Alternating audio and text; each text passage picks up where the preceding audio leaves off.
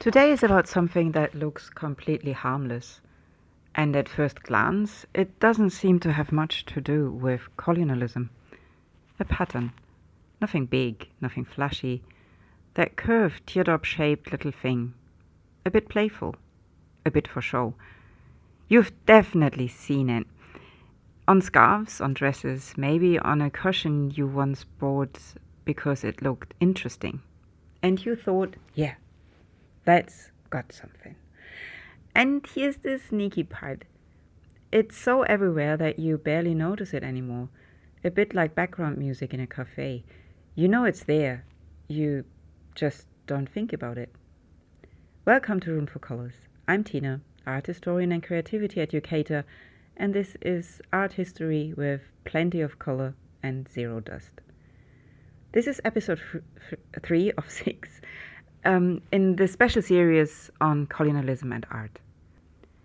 The pattern we are talking about today has a name, Paisley, which means a lot of people have known Paisley without ever knowing it's called Paisley. So let's start with what Paisley actually is.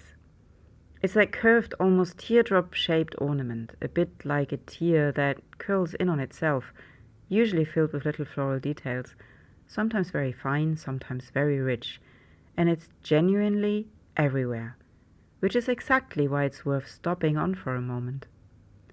But the history behind it, not obvious at all, because here's the first twist.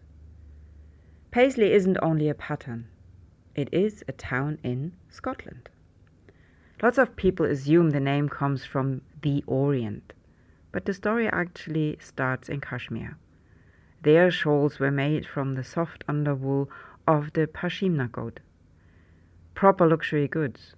The pattern was originally called buta, a floral motif that craftspeople refined over centuries.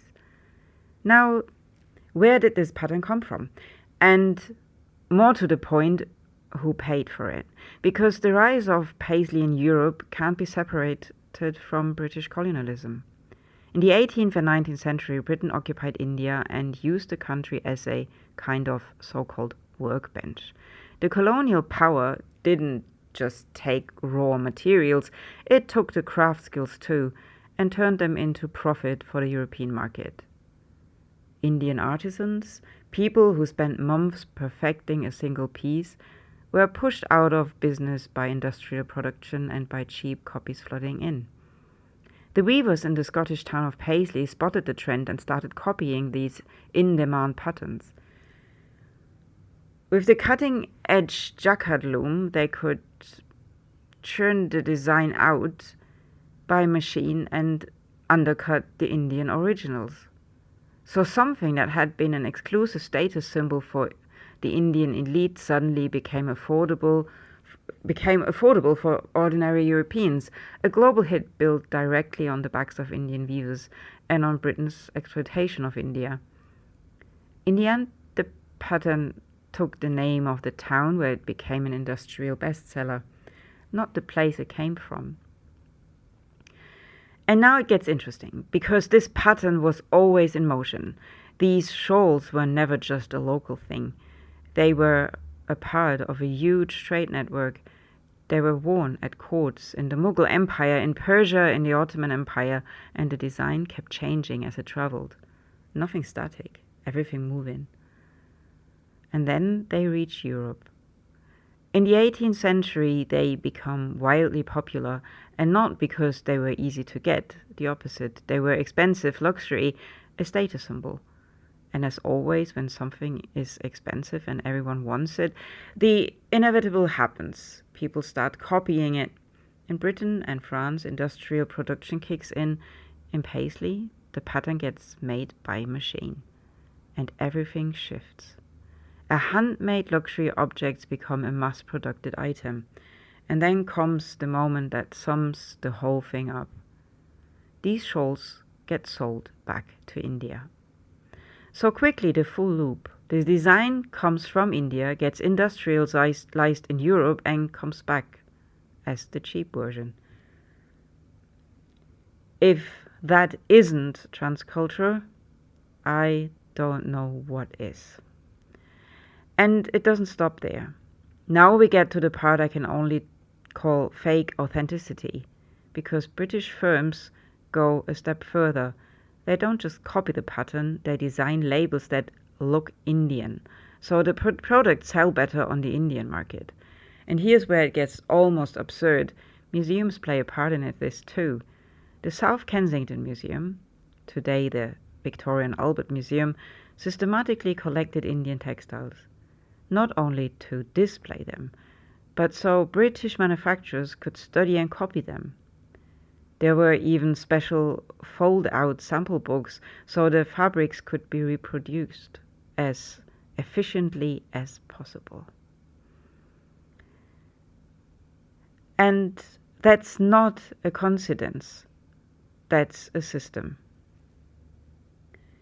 Now let me tell you about indigo, or really about the real price of that blue, because there's a money layer underneath all of this. In the 19th century, India becomes a massive sales market for these factory-made goods, goods originally inspired by India itself, and local production changes drastically.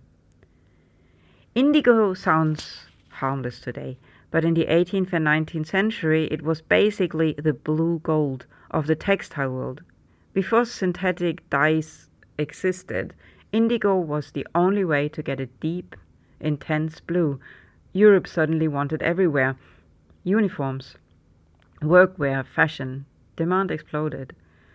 And this is where India comes in. For Britain, the colony was the perfect place to scale the production up massively.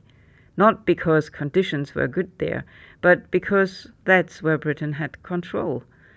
Indian farmers were pushed to stop growing food like rice on their best soil and grow indigo instead. Often not by choice. Many were trapped in a debt system. Cash advances they could never climb back out of. Prices were manipulated. Harvests were unreliable, and in the end farmers often had no real option but to keep growing indigo, even as it dragged them deeper into dependency. And that has direct consequences. When food stops growing in the fields, it's not just the farmers who get hungry. Whole regions do. On top of that, indigo drains the soil. Over time, it makes the land infertile. So even if people wanted to go back to growing food, often they couldn't. From the outside, this looks like economic progress. In reality, it's a clear pattern. Export crops matter more than feeding the people who live there. More dependence on the market, less self-sufficiency, and much higher risks of famine the moment anything wobbles. And suddenly you realize that beautiful rich blue everyone in Europe wanted had a price. It just wasn't paid where the fabric was worn. Meanwhile, the colonial version of events tells a completely different story. The one about the traditional idyllic village where craft just exists, timelessly untouched. What gets left out entirely, the economic and social damage the whole system caused. And then it gets even more tangled. Because here's the twist. The cheap copy eventually becomes posh again. Even inside Europe, a hierarchy forms. At some point, machine-made Paisley shawls started to be seen as cheap. Meanwhile, the handmade originally suddenly count as high quality again. So first it gets industrialized, then the same industrialization gets looked down on, and the original stays a status symbol the whole time. And then there is this almost ironic detail. In portraits from the period, you see women wearing these shawls, and often you can't even tell whether it's a real Kashmir original or a European copy. They look too similar. And that becomes a problem because suddenly it's no longer obvious who holds which social position. Fashion blurs the lines, and that shows just how deep these changes went. So what is this really about? It isn't just design. It isn't just fashion. It's a whole system of trade, power, production, and meaning. And once you've seen that, you can't unsee it. You look at this pattern differently, not just as pretty, but as something that traveled, got changed, got retold. And that's the point. Transculture isn't a nice, gentle exchange. It's a process, a complicated, sometimes contradictory one, where the meaning of something keeps getting renegotiated. And maybe that's the most interesting question of it all. When something changes so much that you can barely tell where it came from, what's actually left? And who gets to decide what we see today? That's exactly where we go next. It gets a little more uncomfortable because next time we look at the moment, the whole movement stops being exchange and turns into appropriation. See you next time.